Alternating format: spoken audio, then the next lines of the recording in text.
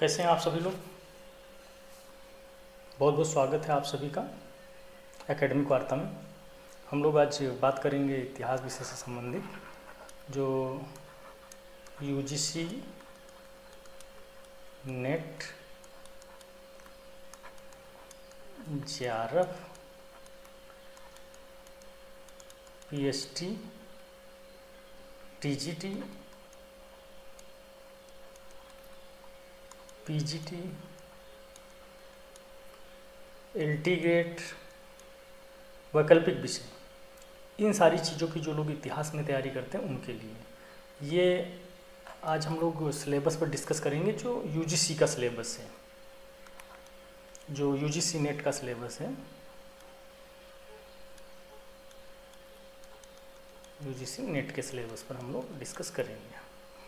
तो जो यूजीसी का नेट का पहला सिलेबस का पहली जो इकाई है, पहला यूनिट है, उसमें सबसे पहले हम लोग पढ़ेंगे स्रोत, है ना।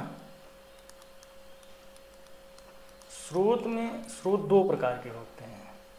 एक सबसे पहले होता है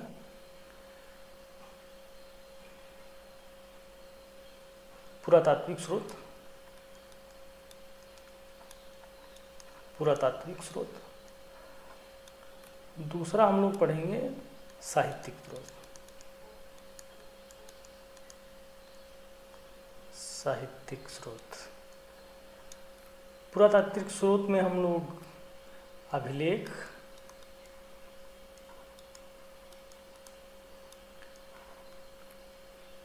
सिक्के, मुद्रा,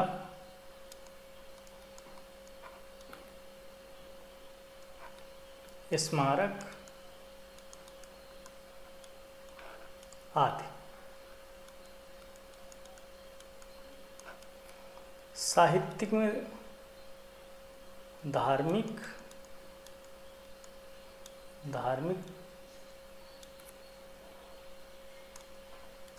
साहित्य, लौकिक साहित्य,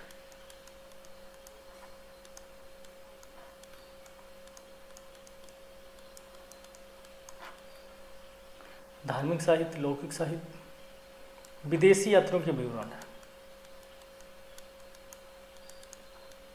विदेशी यात्रियों के विवरण है ना। अब इसमें क्या है, जब हम लोग पढ़ेंगे तो विस्तार से बताएंगे। जैसे विदेशी यात्री में कौन कौन से विदेशी यात्री आए, जैसे फायान है, अलब्रूनी है, हुएनसांग है, जितने भी आए विदेशी यात्री उनके।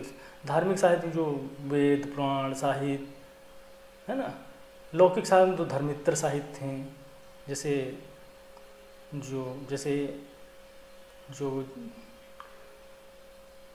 धर्म से संबंधित नहीं है। इसी तरीके से उसके बाद हम लोग पढ़ेंगे पाषाण काल। पाषाण काल में सबसे पहले पूरा पाषाण काल, पूरा पाषाण काल, उसके बाद मध्य पूर्व पाषाण काल, उसके बाद नव पाषाण काल। पाषाण काल में हम लोग देखेंगे उसके स्थल, खोजकर्ता, स्थल खोजकर्ता और उपकरण, इसकी विशिष्टता क्या क्या थी। इसी तरीके से मध्य पाषाण काल में हम लोग देखेंगे, नव पाषाण काल में देखेंगे व्यक्ति कैसे ग्रुप में रहने लगा था, झुंड में, कैसे कृषि करने सीख गया था, कैसे अपने दिमाग से दूसरे के दिमाग को कंट्रोल करने लगा, मतलब जानवर पालने सीख गया था, जानवर पालना सीख गया था, है ना। ये सारी चीज़ें हम लोग छोटी छोटी चीज़ें डिस्कस करेंगे। वैदिक काल में हम लोग समाज, सामाजिक, धार्मिक, आर्थिक, राजनीतिक,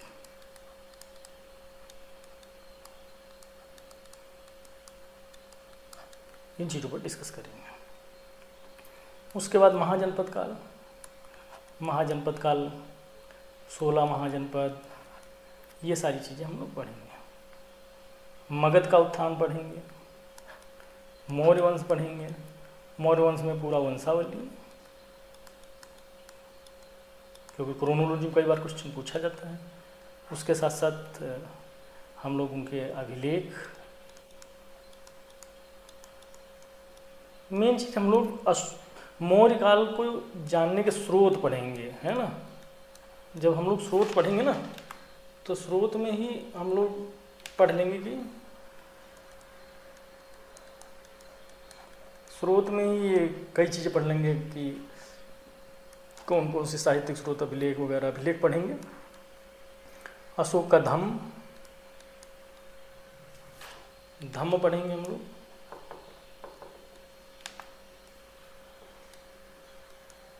किमचू धम्म क्या है ना। उसके साथ साथ हम लोग उनके अभिलेख, लिपि,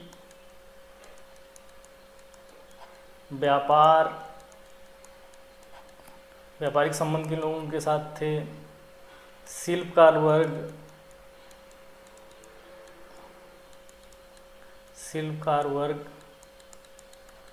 है ना। ये सब चीज़ें, यहाँ बहुत सारा चीज़, इनकी वैवाहिक संबंध, ये सारी चीज़ एक एक चीज़ डिस्कस करेंगे।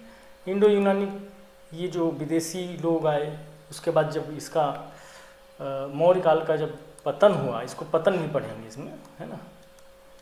पतन कैसे हुआ, कौन कौन से विद्वान क्या क्या कहते हैं। उसके बाद जो विकेंद्रीकरण हुआ सत्ता का, तो ये कुछ क्षेत्रीय शक्तियाँ आई, उनके विषय में हम लोग बात करेंगे। उसके बाद गुप्त काल, बहुत इम्पोर्टेंट टॉपिक है। गुप्त काल का समाज, राजनीति, गुप्त काल की आर्थिक स्थिति, गुप्त काल को स्वर्ण युग क्यों कहा जाता है, स्वर्ण युग क्यों कहा जाता है, ये सब चीज़ों का हम लोग डिस्कस करेंगे। गुप्त काल में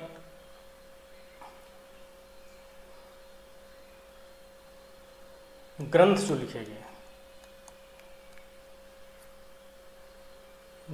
लिखे गए, उनके विषय में हम लोग बात करेंगे। गुप्त काल में जो स्थापत्य कला थी, इसके विषय में बात करेंगे। मंदिर वगैरह निर्माण हो रहा था, ये सब चीज़ें हम लोग डिस्कस करेंगे। हर्ष के काल में उसका हर्ष का प्रशासन, उसकी पूरी एक हर्ष की जो स्टोरी है ना, उसको पूरा पढ़ेंगे। उसकी बहन थी जो राजश्री, उनकी पूरी हर्ष की स्टोरी, इनके दरबार में कौन कौन से लोग कवि थे, बाणभट्ट। हर्ष खुद बहुत विद्वान था, कई किताबें लिखी है उसने। ये सब लोगों को डिस्कस करेंगे, इनके पूरा उनका प्रशासन वगैरह। उसके बाद क्षेत्रीय राज्यों का जो उदय हुआ, उनके विषय में, दक्षिण भारत के, उत्तर भारत के, ये सारी चीज़ें पढ़ेंगे। उसके बाद हम लोग प्रारंभिक जो मध्यकालीन इतिहास, उसके अंतर्गत हम लोग कृषि अर्थव्यवस्था, कृषि के विषय में पूरा ये एक चैप्टर है। कई बार क्वेश्चन पूछे जाते हैं, इससे बहुत सारा क्वेश्चन पूछा जाता है। तो हम लोग कृषि अर्थव्यवस्था के विषय में पढ़ेंगे अच्छे से। उसके बाद समाज, सोसाइटी के विषय में पढ़ेंगे, है ना, सोसाइटी कैसी थी। उसके बाद हम लोग यूनिट 4, इकाई 4 में हम लोग जो है मध्यकालीन भारतीय इतिहास के स्रोत, फिर वही बात, सोर्सेज आ गए, हम लोग साहित्यिक स्रोत, पुरातात्विक स्रोत दोनों पढ़ेंगे। पुरातात्विक में क्या क्या है वो सब डिस्कस किया जाएगा विस्तार से। उसके साहित्य में क्या क्या है, कौन कौन सी किताबें लिखी गई, किस भाषा में लिखी गई, किसने लिखी, वो सब चीज़ें लिखी। किताब बता देंगे आपको कौन सी किताब में ये मिलेगा। जैसे शेफाली बनर्जी वगैरह की किताबें तो मध्यकालीन इतिहास लेखन पर ही पूरा है। उसके बाद हम लोग दिल्ली सल्तनत पढ़ेंगे। दिल्ली सल्तनत में हम लोग जान ही रहे हो, गुलाम वंश, खिलजी वंश, तुगलक वंश, सैयद वंश, लोधी वंश, इन पर डिस्कस करेंगे। और वहाँ का दिल्ली सल्तनत की राजनीतिक जो भी है राजनीतिक व्यवस्था, उसके विषय में हम लोग डिस्कस करेंगे, है ना। इसके बाद हम लोग आगे बढ़ेंगे। मुग़ल साम्राज्य की नींव कैसे पड़ी, इसके विषय में डिस्कस करेंगे। वहाँ बाबर, हुमायूं, सूर्य वंश, अकबर, औरंगजेब, पूरा इतिहास पढ़ेंगे, है ना। उसके बाद में उसका साम्राज्य का पतन कैसे हुआ, इनकी प्रशासनिक व्यवस्था वगैरह हम लोग अलग से पढ़ लेंगे, या यहीं पढ़ाते समय पढ़ा दिया जाएगा, जैसा भी रहेगा। और फिर विजयनगर बहमनी साम्राज्य को पढ़ेंगे हम लोग, इनकी कुछ शब्दावलियाँ हैं उस समय की। मराठा पढ़ेंगे, मराठा से क्वेश्चन आजकल बहुत पूछा जा रहा है, मराठा को विस्तार से हम लोग पढ़ेंगे। मराठा के इसको बहुत विस्तार से पढ़ना है हम लोगों को। 5वीं इकाई आ गई। 5वीं इकाई में हम लोग जो यूनिट 5 है उसमें मुग़ल प्रशासन है ना, अभी हमने कहा ना मुग़ल प्रशासन है, जैसे शेर शाह का प्रशासन है, तो शेर शाह के विषय में कहा जाता है कि जो एक शेर शाह का प्रशासन ऐसा था, अगर कोई एक महिला सर पर टोकरी रख कर और खजाना लेकर के चली जाए तो रास्ते में उसको कोई भी व्यक्ति लूट नहीं सकता, लुटेरा। इसका कारण क्या था, वहाँ का जो क्षेत्राधिकारी होते थे है ना, क्षेत्राधिकारी जिसको तुम लोग आज के समय में दरोगा बोलते हो, जो क्षेत्राधिकारी होता था उसका दायित्व था वह एक अपने क्षेत्र से दूसरे क्षेत्र तक उस महिला को या किसी भी व्यापारी को सकुशल पहुंचाए, अगर नहीं पहुंचाता था उसको दंड दिया जाता था। इतनी व्यापार व्यवस्था अच्छी थी। उन्होंने जो रोड के किनारे थे वहाँ पर उन्होंने रोड के किनारे जो सराय बनवाए, उन्होंने पढ़ाएंगे पूरा। सराय में जो व्यापारी होते थे उनको भोजन मिलता था, और घोड़ों को बांधने, घोड़ों के लिए अलग, और हिंदू और मुस्लिम दोनों के भोजन की व्यवस्था अलग अलग होती थी इस तरीके से। और वही सराय बाद में एक बस्ती के रूप में, बाजार के रूप में स्थित हुए। आपको बताऊंगा, पूरा विस्तार से बताया जाएगा। मनसबदारी क्या है, जागीरदारी क्या है, क्वेश्चन पूछा जाता है। अर्थव्यवस्था पढ़ेंगे, वाणिज्य और व्यापार व्यवस्था पढ़ेंगे। हुंडी पूछा गया है क्वेश्चन, ये हुंडी से संबंधित क्वेश्चन पूछा गया, हुंडी पढ़ेंगे। बीमा विनिमय पढ़ेंगे, बीमा पढ़ेंगे, ये चीज़ हम लोग एक एक करके।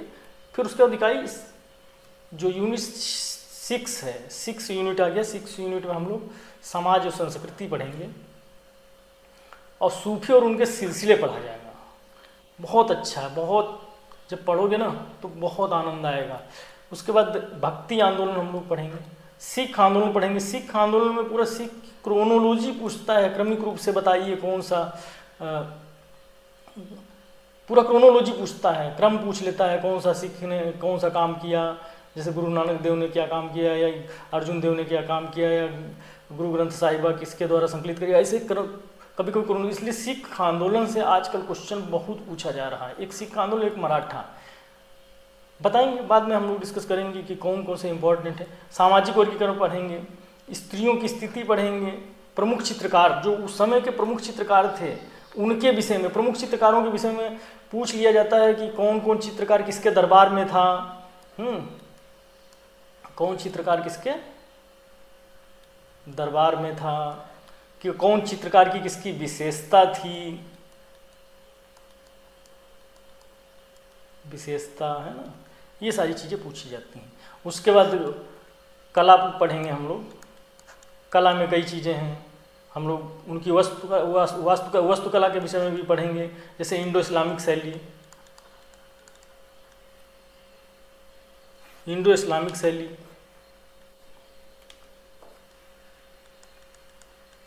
इंडो इस्लामिक शैली वगैरह क्या था, ये सब हम लोग डिस्कस करेंगे इसमें, है ना, इसके अंतर्गत। उसके बाद आधुनिक आपका आ जाता है 7 यूनिट में आधुनिक भारत का इतिहास। उसमें भी हम लोग स्रोत पढ़ेंगे, सोर्सेस पढ़ेंगे। उसके बाद हम लोग ब्रिटिश सत्ता के विषय में पढ़ेंगे, उसका उदय कैसे हुआ, यूरोपीय कंपनियों का आगमन, प्लासी, बक्सर, मैसूर, आंग्ल मराठा, 1857 की क्रांति, क्रांति के कारण, परिणाम, उसका जो नेचर है, नेचर जो है, प्रकृति क्या थी उसके विषय में, फिर घेरे की नीति। उसके बाद हम लोग यूनिट 8 में, यूनिट 8 आ गया। यूनिट 8 में हम लोग भारत में उपनिवेशवाद, उपनिवेशवाद क्या है, उपनिवेश क्यों एक देश दूसरे देश पर जब शासन करता है उसको उपनिवेश कहते हैं। इस तरीके से मतलब कुछ डिफिनेशन भी हम लोग लिखा देंगे आपको। अर्थव्यवस्था, भू राजस्व व्यवस्था, जमींदारी व्यवस्था, ये सारी चीज़। मौद्रिक नीति, मौद्रिक नीति में हम लोग धन का निष्कासन का पढ़ेंगे। धन निष्कासन के बारे में को दादा भाई नौरोजी हैं, आरसी दत्त हैं, इन लोगों ने क्या क्या लिखा। बहिर्गमन, जो बहते घाव के समान धन का निष्कासन जो हो रहा था, इस तरीके से जो एक थ्योरी दी। अकाल, अकाल जो है कैसे पढ़ते थे, जैसे मान लीजिए कोई नील की खेती उन्होंने करवा दी, है ना, नील की खेती करवा देते थे, तो नील जिस भूमि पर उत्पादन होता था नील का, 3 वर्ष तक उस भूमि पर कुछ भी नहीं पैदा किया जा सकता, कुछ भी उत्पादन नहीं किया जा सकता था। तो इसके कारण क्या, ऐसी कई चीज़ें होती थी, नील है, चाय है, कॉफ़ी है, अफीम है, ये सब चीज़ें जो नगदी फसलें थीं, उन फसलों का उत्पादन करवा रहे थे। जनजातियों के विषय में हम लोग पढ़ेंगे, ईसाई मिशनरियों के विषय में पढ़ेंगे, उन्होंने हमारी संस्कृति में कैसे हस्तक्षेप किया, हमारी संस्कृति में क्या क्या हस्तक्षेप किया उसके विषय में। शिक्षा पढ़ेंगे, नई शिक्षा नीति पढ़ेंगे, पत्रकारिता पढ़ेंगे। पत्रकारिता में हम लोग बहुत सारे पत्रों के विषय में, जितना भी बुद्धिजीवी हुआ है उसने राष्ट्रवादी आंदोलन में पत्र पत्रिकाओं को बहुत माध्यम बनाया है। उन सारी चीज़ों पर हम लोग डिस्कस करेंगे, कैसे पत्रिकाएं आम जन तक, कैसे पत्र आम जन तक अपनी बात को पहुंचा रहे थे। उस समय भारत में बहुत लोग पढ़े लिखे नहीं होते थे, लेकिन कैसे वो अपनी बात को लोगों तक पहुंचा रहे थे, डिस्कस करेंगे हम लोग। सामाजिक धार्मिक सुधार आंदोलन पढ़ेंगे, इसके अंतर्गत स्वामी विवेकानंद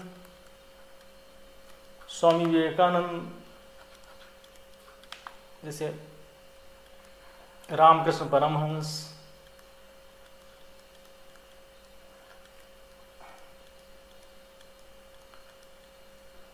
स्वामी विवेकानंद के गुरु थे। फिर स्वामी विवेकानंद, दयानंद सरस्वती,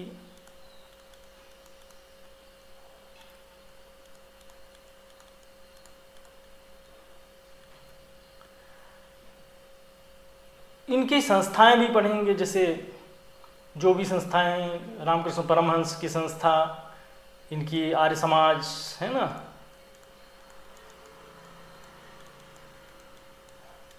ये सारी चीज़ें ये विस्तार से पढ़ी जाएंगी। उसके बाद राष्ट्रवाद क्या है हम लोग पढ़ेंगे कि भाई राष्ट्रवाद क्या है, इसका उदय कैसे हुआ, है ना। इसके बाद हम लोग कांग्रेस पढ़ेंगे, कांग्रेस की स्थापना कब हुई थी। उसके बाद राष्ट्रवादी आंदोलनकारी पढ़ेंगे, इसमें उदारवादी,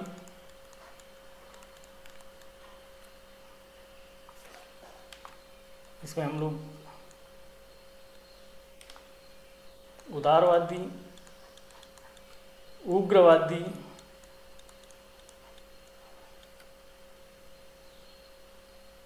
उग्रवादी,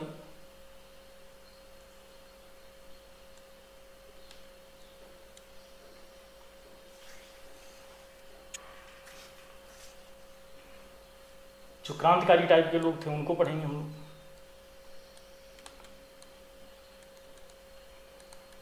क्रांतिकारी, उदारवादी, उग्रवादी, क्रांतिकारी, इन सबको, जहाँ उदारवादी लोग 1805 से 1885 से 1905 तक प्रार्थना याचना करेंगे अंग्रेजों से। वहीं उग्रवादी कहेंगे नहीं, ऐसे नहीं होने वाला, हम डर डर के जीने वाले नहीं हैं। वहीं क्रांतिकारी कहेंगे हम ईंट का जवाब पत्थर से लेंगे, ईंट का जवाब पत्थर से देंगे। दरअसल क्या है, ये कहते बम पिस्टन की राजनीति करने लगते। ये जहाँ थोड़ा सा उग्रवादियों से तेज होते हैं, कहते हैं कि नहीं हम ईंट का जवाब पत्थर से देंगे। ये वहीं आपका क्रांतिकारी जो है ये बम पिस्टन की राजनीति कहते हैं, अगर हमारा मारा जा सकता है, हमारे व्यक्ति मारे जा सकते हैं, तो हम क्यों नहीं अंग्रेजों को मार सकते। गांधी जी का उदय हो जाएगा। उसके बाद 1915 में भारत गांधी जी आएंगे। 1893 में दक्षिण अफ्रीका गए थे।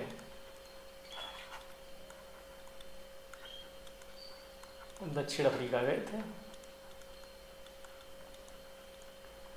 हम दक्षिण अफ्रीका की उनकी लाइफ के बारे में पढ़ेंगे। फिर 1915 में भारत आते हैं वापस। गांधी युग पूरा पढ़ेंगे हम लोग, जितने इनके आंदोलन हैं। असहयोग आंदोलन, देखिए जब स्वदेशी स्वराज की भावना कब आती है, जब असहयोग आंदोलन वगैरह होता, तो हम लोग असहयोग आंदोलन को देखिए कैसे किस किस तरीके से लोग सहयोग ना करना अंग्रेजों का। सहयोग का मतलब सीधा सीधा नॉन कोऑपरेटिव मूवमेंट, मतलब सहयोग ना करना। उसके बाद हम लोग स्वदेशी स्वराज की भावना पढ़ेंगे, कैसे लोगों के अंदर, सुभाष बोस के बारे में पढ़ेंगे, सुभाष चंद्र बोस के बारे में। जी गांधी जी के पास जाएंगे, गांधी जी के साथ मतभेद होगा, गांधी जी कहेंगे चित्तरंजन दास के पास चले जाओ, सुभाष चंद्र बोस नाराज हो जाएंगे। उनकी आज़ाद हिंद फौज पढ़ेंगे, जिन्ना को पढ़ेंगे, इकबाल को पढ़ेंगे, सारे जहाँ से अच्छा हिंदुस्तान हमारा, सावरकर को पढ़ेंगे, कैसे जेल यातनाएं उन्होंने झेली, ये सारी चीज़ें। उसके बाद राष्ट्रीय आंदोलन में स्त्रियों की भूमिका, राष्ट्रीय आंदोलन में स्त्रियों की भूमिका में इसमें प्रीति लता वाडेकर को, अमृता प्रीतम को,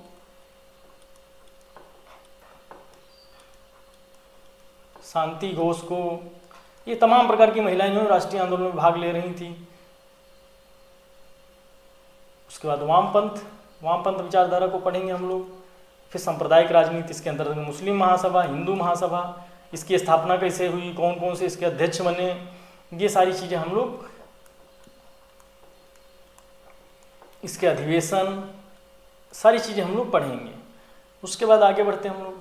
स्वतंत्रता के पश्चात भारत स्वतंत्र तो हो जाएगा, लेकिन उसके बाद भारत के अंदर एक नई समस्या रहेगी। जो राजा रजवाड़े होंगे वो अपनी विरासत छोड़ने के लिए तैयार नहीं होंगे, कहेंगे स्वतंत्र हो गया होगा देश तो क्या है, उसके लिए कैसे लड़ाइयाँ होंगी, उस विषय में पढ़ेंगे। डॉक्टर अंबेडकर का संविधान निर्माण कैसे हुआ,